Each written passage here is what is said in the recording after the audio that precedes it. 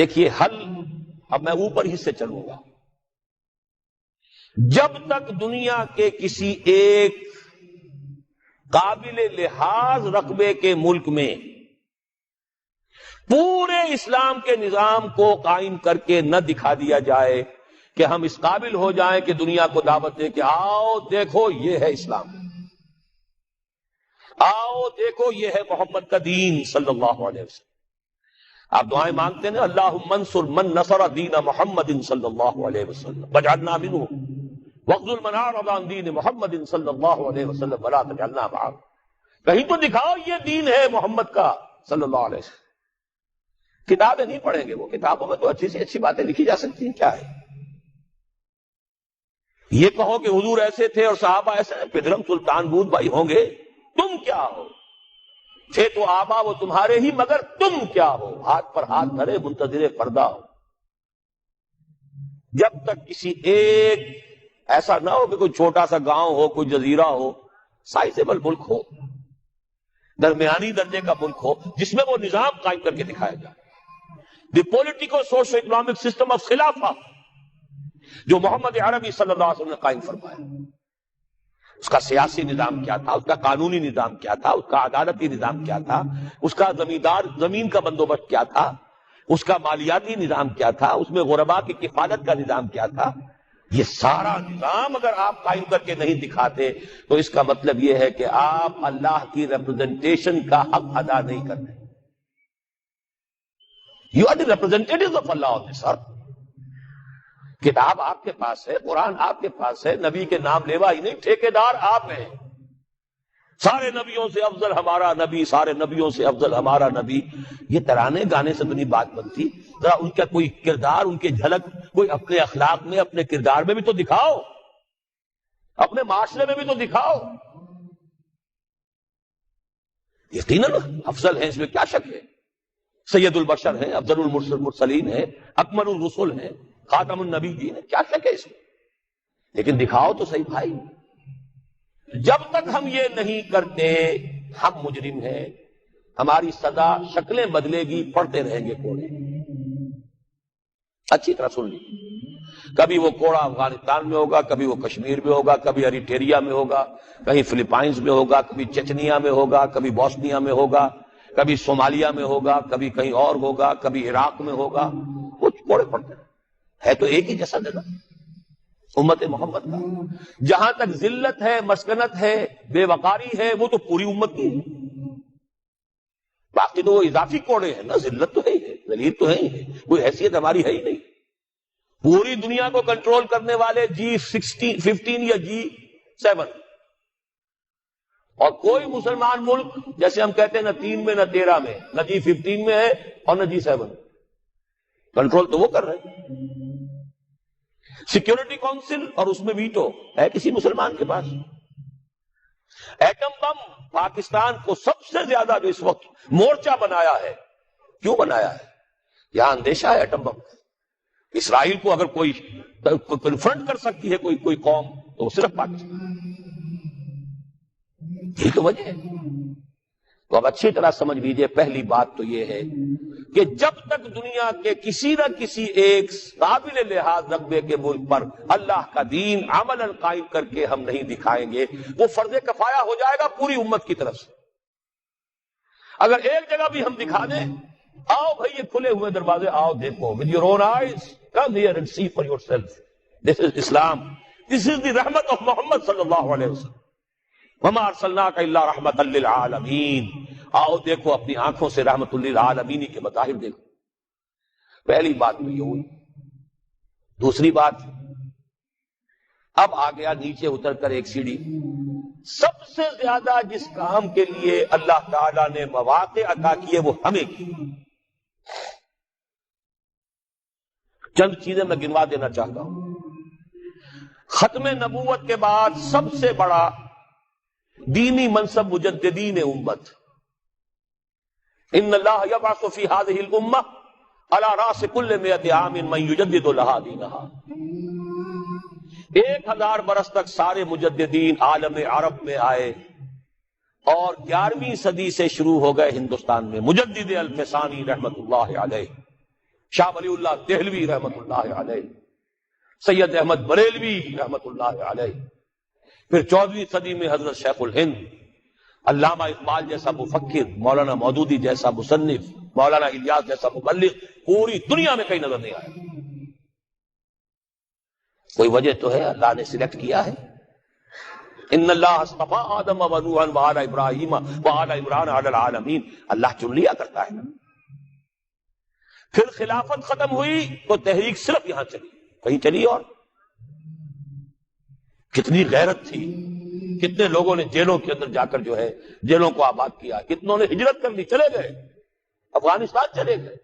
یہ تو اس صدی کی تاریخ ہے، بدقسمتی ہماری ہے کہ ہم اس سے بھی واقف نہیں۔ بولی اماں محمد علی کی جان بیٹا خلافت پہ دے دو، ساتھ ہیں تیرے شوکت علی بھی، جان بیٹا خلافت پہ دے دو۔ اس سے پورا ہندوستان گونج گیا تھا، گاندھی شریک ہوا۔ وہ تو جیسا میں بتا چکا ہوں، وہ ایک ترک کے ہاتھوں کام ختم کرا لیا۔ اب کیا کرو گے تم، مدعی سست گواہ چست۔ پھر پوری دنیا میں مسلمان ممالک آزادی ہوئے، بظاہر آزاد، حقیقتاً تو کوئی بھی ابھی آزاد نہیں۔ ظاہری آزادی جو ملی ہے تو اس میں صرف ایک ملک کے لیے اسلام کا نعرہ لگا، پاکستان کا مطلب کیا؟ لا الہ الا اللہ، کہیں اور نہیں۔ پھر پاکستان بنا ہے تو معجزہ، پوری دنیا مانتی ہے کہ معجزہ، کسی حساب کتاب میں نہیں۔ میری کتاب ہے استحکام پاکستان، میں نے ثابت کیا ہے تمدن، سیاست، ریاست کے کسی اصول سے ثابت نہیں کیا جا سکتا کہ پاکستان بننا چاہیے تھا۔ It is a miracle.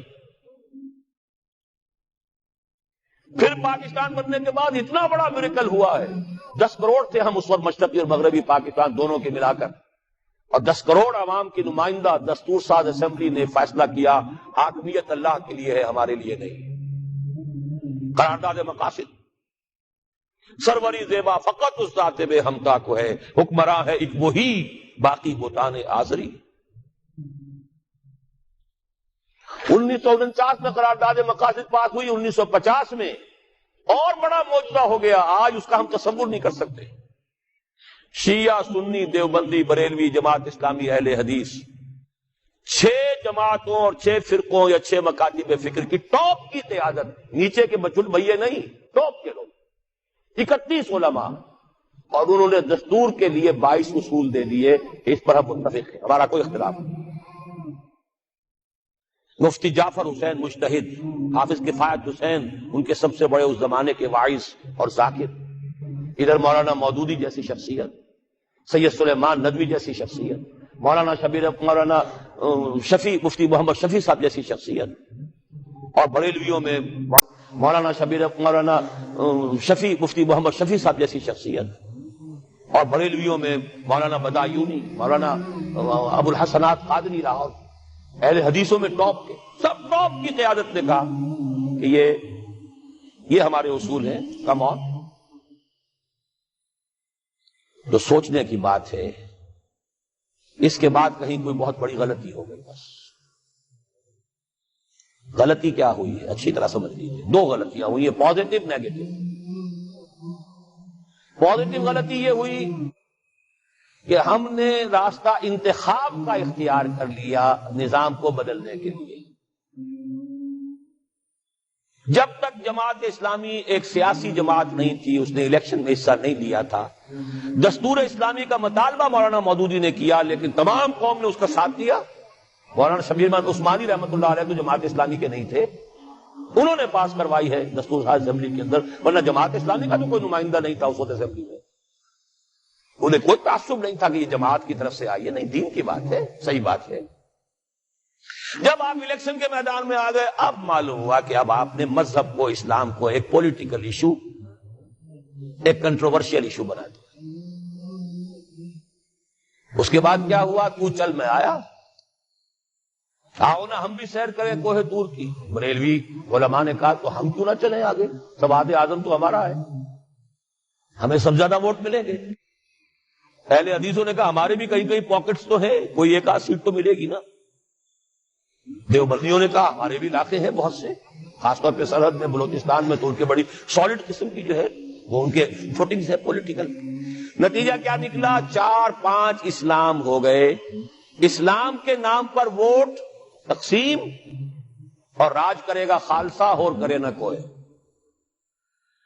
جیت سیکولرزم کی. سیدھی سیدھی باتیں ہیں، یہ سمجھنے کی باتیں ہیں. اگر نہیں سمجھیں گے تو سیدھے راستے پر دوبارہ نہیں آ سکتے. نیگیٹو جو بات میں کہہ رہا ہوں وہ کیا تھی؟ دیکھیے سن 62 میں ایوب خان پہلا فوجی عامر اس ملک کا، اس نے آئلی قوانین بنائے. آئلی قوانین کو پھر میں گنوا رہا ہوں، دیوبندی، بریلوی، اہل حدیث، جماعت اسلامی، شیعہ، سب کی ٹاپ قیادت نے کہا کہ یہ دخل اندازی ہے اسلام میں، شریعت میں، یہ روز غلط ہے. بعض چیزیں ٹھیک ہے، بعض نہایت غلط ہے. لیکن یہ کہہ کے رہ گئے، ایجیٹیشن نہیں کیا. ایجیٹیشن کیا تو جمہوریت کے لیے کیا. یہ نہیں کہ نہیں یہ مذہبی مسئلہ ہے، یہ دین کا مسئلہ ہے، اس پر جمع ہو کر ایجیٹیشن کیا جائے، جانے دی جائے. اس کے کنٹراسٹ میں دیکھیے، ہندوستان کا مسلمان شاہ بانو کیس حکومت کی طرف سے نہیں تھا، ایک عدالت کا فیصلہ آیا، شریعت اسلامی میں دخل اندازی ہو گئی پرسنل لا میں، مسلم پرسنل لا بورڈ بن گیا، ساری جماعتیں جمع ہو گئی. وہ تحریک چلائی ہے، کئی 100 مسلمانوں نے جانیں دے دی. بالآخر راجیو کی حکومت، خود راجیو کو گھٹنے ٹیک کر یہ قانون پاس کرانا پڑا لوک سبھا سے کہ ہندوستان کی کوئی عدالت انکلوڈنگ سپریم کورٹ مسلمانوں کے فیملی لاز میں دخل نہیں دے سکتی. ایک وہ ہے جنہیں تصویر بنا آتی ہے، ایک ہم ہے کہ لیا اپنی بھی صورت کو بگاڑ. ایجیٹیشن دینی ایشو پر نہیں ہوا، ایجیٹیشن ہوا جمہوریت لاؤ، جمہوریت لاؤ، جمہوریت لاؤ. وہ جمہوریت آئی تو ذوالفقار علی بھٹو کی آئی. جب سیکولر لوگوں نے مل کر وہ تحریک چلائی اور دینی کارکن دینی لگے، محنتیں انہوں نے کی، جماعتیں وہ تھیں. لیکن یہ ہے کہ نتیجہ کیا نکلا؟ ایوب خان کی ٹانگ گھسیٹی گئی، بھٹو صاحب آ گئے. بھٹو کی ٹانگ گھسیٹی، ماشاء اللہ صاحب آ گئے. ماشاء اللہ کا کوئی معاملہ ختم ہوا. پھر یہ ہے وہ ایک وشس سرکل جس میں ہم گرفتار ہیں. گویا کہ اب ہمیں دوبارہ سوچنا ہوگا. جو وقت بھی میں کہہ رہا تھا، بات رک گئی میری اس وقت کہ میں نے اپنی اس کتاب کو معین کیا ہے، ختم کیا ہے، سابقہ اور موجودہ مسلمان امتوں کا ماضی، حال اور مستقبل. یہ 3 امکانات ہیں پاکستان کے لیے. میں نہیں جانتا کہ کیا شکل ہوگی. یا تو یہ ہے کہ اللہ تعالیٰ اس قوم پر بڑی بھلائی فرمائے اور اس قوم کو اجتماعی توبہ کی توفیق دے دے، جیسے حضرت یونس علیہ السلام کی قوم پر سے عذاب ٹل گیا تھا. عذاب کے آثار شروع ہو جانے کے بعد الا قوم یونس، یہ تو بہترین بات ہے جو ہم پسند کر سکتے ہیں، لیکن اس کی کچھ شرائط ہیں، کچھ کڑیاں ہیں، اس کی وہ میں بعد میں بتاؤں گا. آثار نہیں ہے توبہ، کوئی آثار نہیں. دوسری بات یہ ہو سکتی ہے، اللہ نہ کرے، لیکن یہ کہ اس کو لیے بھی میں سمجھتا ہوں بڑے نفع کا سودا ہوگا. ایک دفعہ کوئی شیکنگ ہماری ایسی ہو کہ جو حال مست اور مال مست جو ہیں ان کو دن میں تارے نظر آ جائیں گے. شاید اللہ توبہ اسی طریقے سے توفیق دے. وَلَنُذِيقَنَّهُم مِّنَ الْعَذَابِ الْأَدْنَىٰ دُونَ الْعَذَابِ الْأَكْبَرِ لَعَلَّهُمْ يَرْجِعُونَ. سورہ سجدہ میں فرمایا گیا ہم انہیں چھوٹے عذاب کا مزہ چکھائیں گے بڑے عذاب سے پہلے. بڑا عذاب تو قوم کو ختم کر دیتا ہے، چھوٹا عذاب جو جگا دے، ہوش میں آ جائے. لعلہم یرجعون. یہ جو مال مست ہیں اور حال مست ہیں اور عیش مست ہیں، ان مستیوں کو ذرا جھنجھوڑنے کے لیے کسی وقت جو ہے اللہ تعالیٰ یہ بھی کرتا ہے. لیکن اگر اس میں بھی ہم جاگ جائیں تو بہت بڑی نفع کی بات ہے. کیونکہ سن 71 اب 25 برس ہو رہے ہیں، پھر 16 دسمبر آ رہی ہے، پورے 25 برس ہو جائیں. 71 اور 96. لیکن اس شیکنگ کو ہم نے محسوس نہیں کیا. ہم سے 1000 میل دور ہوتا رہا. 93,000 ہمارے قیدی آ گئے، تھوڑے تھوڑے چھوٹ کر آ گئے، پھر بس گئے. کچھ پتہ نہیں چلا لوگوں کو. شب و روز میں کوئی فرق واقع نہیں ہوا. اپنے دھندوں میں، اپنی مصروفیات میں، اپنی مشغولیات میں، اپنی دلچسپیوں میں، اپنے مشاغل میں کوئی فرق نہیں. شاید کہ کوئی دوسری پکڑ جو ہے، دوسری جھنجھوڑ، وَزُلْزِلُوا زِلْزَالًا شَدِيدًا، کوئی بات آ جائے پھر بھی جاگ جائیں تو بڑے نفع کا سودا. اور تیسری بات آپ کو بتا رہا ہوں، ہو سکتا ہے کہ جس طرح تاتاریوں کے ہاتھوں کروڑوں مسلمان قتل ہوا تھا، ہندوؤں کے ہاتھوں کروڑوں یا لاکھوں مسلمان پاکستانی ختم ہو. لیکن پھر یقیناً اللہ تعالیٰ ان ہندوؤں کو توفیق دے دے گا کہ وہ اسلام لے آئے، ہوگا اسی خطہ زمین سے، اس لیے کہ 400 برس سے اللہ نے مجددین جو بھیجے وہ اسی خطے میں بھیجے۔